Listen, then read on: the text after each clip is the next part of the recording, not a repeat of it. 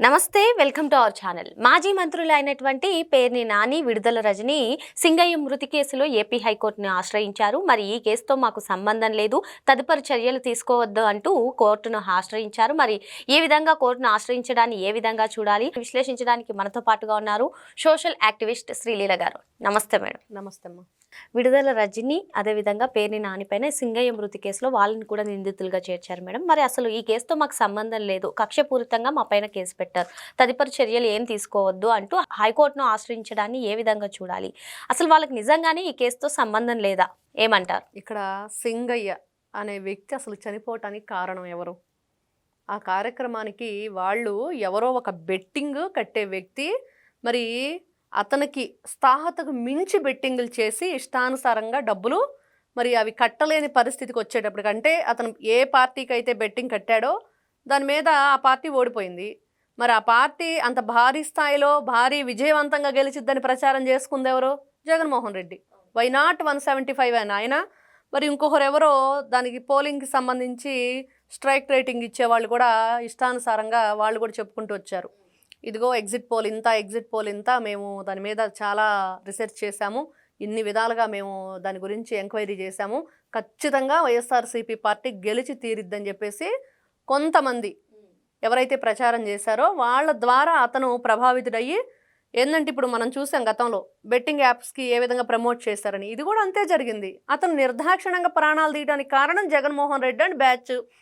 వాళ్ళకి exit polls ఎవరైతే ఆ పార్టీ తరపున రికమెండ్ చేశారో మరి అవన్నీ చూసి అతను అపోహకు గురయ్యి పార్టీ మీద పిచ్చి అభిమానంతో నాగమల్లేశ్వరరావు అనే వ్యక్తి మరి ఎప్పుడో 14 నెలల క్రితం చనిపోతే ఈ రోజున విగ్రహ ఆవిష్కరణ పేరుతోటి జగన్మోహన్ రెడ్డి చేసిన పని ఏదైతే ఉందో, మరి అతనికి పర్మిషన్కి ఎంతమంది ఉండాలి అని చెప్పేసి ఏపీ ప్రభుత్వం ఇచ్చింది.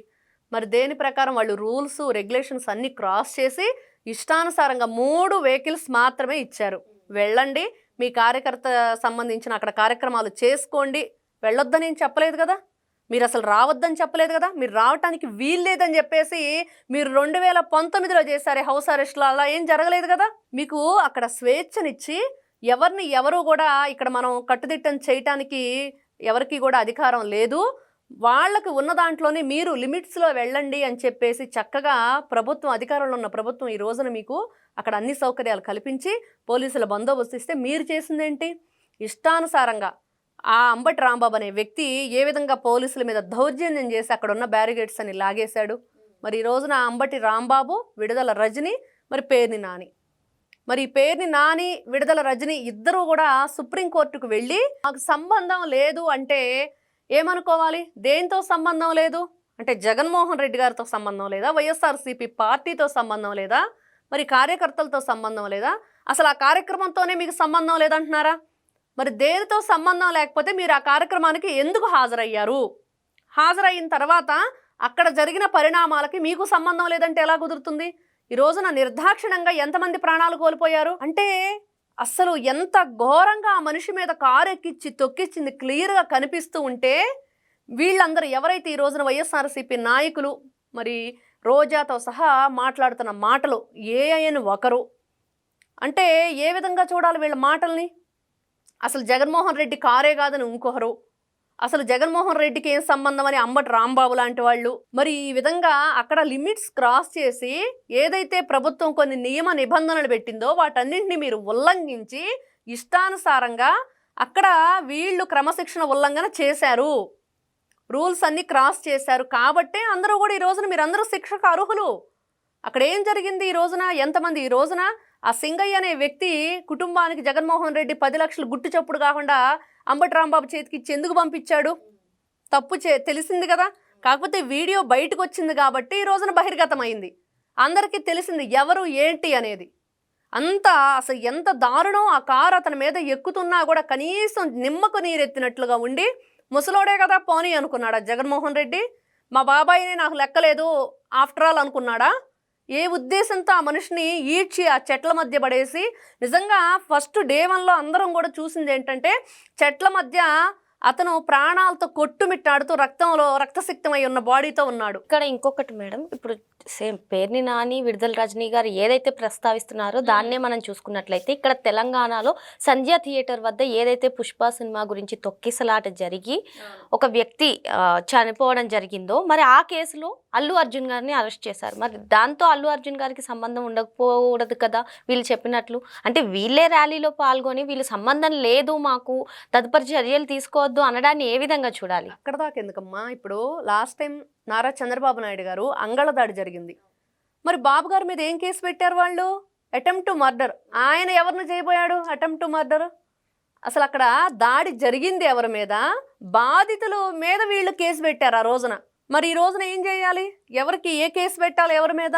ఇంకా ప్రాణమే పోయింది కదా నిర్దాక్షిణ్యంగా. ఒకరు కాదు, ఇంకొక వ్యక్తినేమో గట్టిగా గుండెల మీద నెట్టడం వల్ల, ఫోర్స్ వల్ల హార్ట్ బీటు, అతనికి శ్వాస అందక చనిపోయాడని ఒకరు. మరి ఇంకొకరేమో అతనికి ఎమర్జెన్సీ అయ్యి మరి బ్రెయిన్ స్ట్రోక్ వస్తే మరి అతను వెంటనే హాస్పిటల్ అవసరం ఉంది, ఎమర్జెన్సీ ఉందని చెప్పేసి ఇతని కాన్వాయ్లో అతను ఇరుక్కుపోయి చనిపోయింది ఒకరు. మరి ఈ రోజున చూస్తే సాక్షాత్తు నీ కారు కిందే పడి నలిగి నుజ్జు అయిపోయాడు ఆ మనిషి. ఎంత దారుణం, ఎంత కిరాతకం! అసలు మానవత్వం అనేది ఎవరికైనా ఉందా? ఈ రోజున విడుదల రజనీ, పేర్ని నాని ఏం చెప్దాం అనుకుంటున్నారు న్యాయస్థానానికి? ఈ విషయంలో న్యాయస్థానం చాలా ఉన్నతంగా ఆలోచించిద్దని, ఇప్పుడు విచారణ జరగబోతుంది కాబట్టి ఖచ్చితంగా దానికి సంబంధించి ప్రజల వైపే న్యాయం ఉండిద్దని నాకైతే అనిపిస్తుంది. ఎందుకంటే వాళ్ళు చేసిన కార్యక్రమం ఏంటి, అక్కడ తలపెట్టిన పనులేంటి, వీళ్ళు చేసిన వీరంగం ఏంటి, ఇష్టానుసారంగా ఆ రపరప నరుగుతామని ప్లకార్డ్స్ ఏంటి, ఒకటా రెండా? రాజారెడ్డి రాజ్యాంగం ఇక్కడ ఏంటి సత్తెనపల్లి నుంచే స్టార్ట్ అయిద్ది అన్నాడు, అదేనా? ఒక ప్లకార్డు పట్టుకున్నాడు ఒక అతను, రాజారెడ్డి రాజ్యాంగం సత్తెనపల్లి నుంచే మొదలవుతుంది అని. అంటే ఇదేనా మీరు చెప్పింది? ఇదేనా రాజారెడ్డి రాజ్యాంగం? ఈ విధంగా మనుషులను చంపుకుంటూ పోవటమా? బ్రిటిష్ వాడి కాళ్ళకాడ కుక్కలా పనిచేసిన రాజారెడ్డి గురించి వీళ్ళు ఇంత గొప్పగా చెప్పుకుంటుంటే అతను ఏమైనా స్వాతంత్రం కోసం పోరాడా? ఇష్టానుసారంగా వాళ్ళకి రకరకాల బీఫ్ అని అదని ఇదని ఇష్టానుసారంగా సప్లై చేసేవాడు రాజారెడ్డి. మరి ఇట్లాంటి వ్యక్తులు ఈ రోజున అట్లాంటి వాళ్ళకి, అంటే ఈ రోజున అంబేద్కర్ పరువు తీసిన వైఎస్ఆర్సీపీ పార్టీ కార్యకర్తలు. మరి రాజ్యాంగ రచయిత ఎవరు? మరి ఆ రాజ్యాంగానికి ఒక గౌరవం, ఒక హుందాతనం మనం ఎంతో గొప్పగా చెప్పుకుంటూ మన చట్టానికి, న్యాయానికి, మనకున్న కట్టుబాట్లు అన్నిటికి కూడా రాజ్యాంగబద్ధంగా మనం నడుచుకుంటాం అనేది ఉండిద్ది దేనికైనా సరే. మరి అవన్నీ వదిలిపెట్టేసి ఈ రోజున రాజారెడ్డి రాజ్యాంగం అంటే ఏ విధంగా చూడాలి వీళ్ళని?